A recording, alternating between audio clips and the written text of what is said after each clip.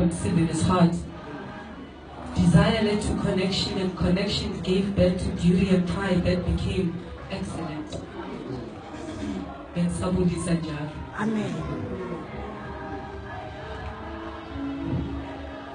All right. God told Moses to tell the Israelites to slaughter an unblemished yearling lamb and smear the blood on their doorposts and lintel, so that their homes would be passed over and their firstborn son would be spared. That's Old Testament. And Jesus gathered his disciples and said, I have eagerly desired to eat this Passover with you before I suffer.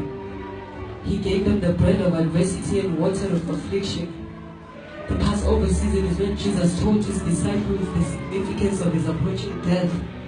In the Old Testament, we see the Son being saved by the Lamb, by the blood of the Lamb.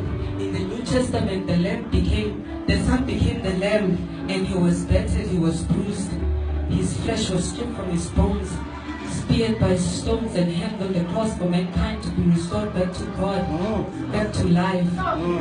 The Passover season is when Jesus is recognized as the man who will be crucified for the world and take away the sins of men.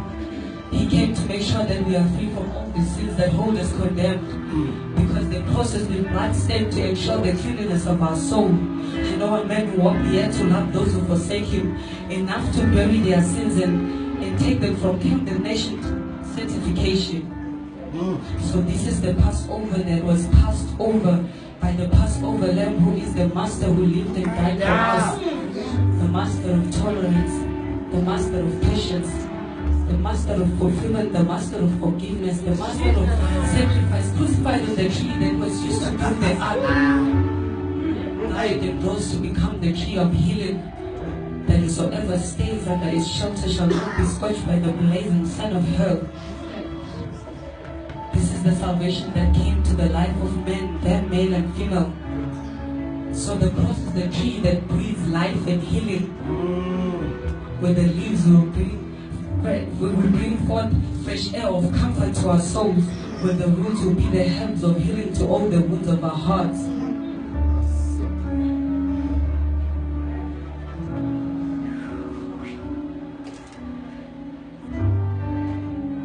The joy of this restoration, this manifestation of Christ's affirmation, was made for you as a new creation. He rose above all the adversities of the cross. Death couldn't contain him. This is the deliverance by God from slavery and captivity, because mankind was meant to travel. Once his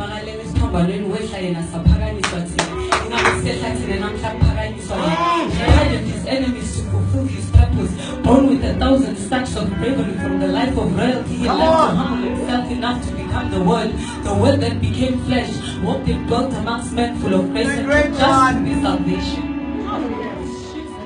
So he became the Passover Lamb to give us this sovereign, sensitive, sentimental, sacred, sensual salvation for mankind to be restored back to God, back to life.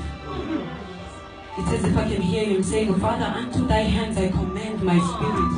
Heal them, save them, embrace them, as you have purpose, and as it has been my purpose.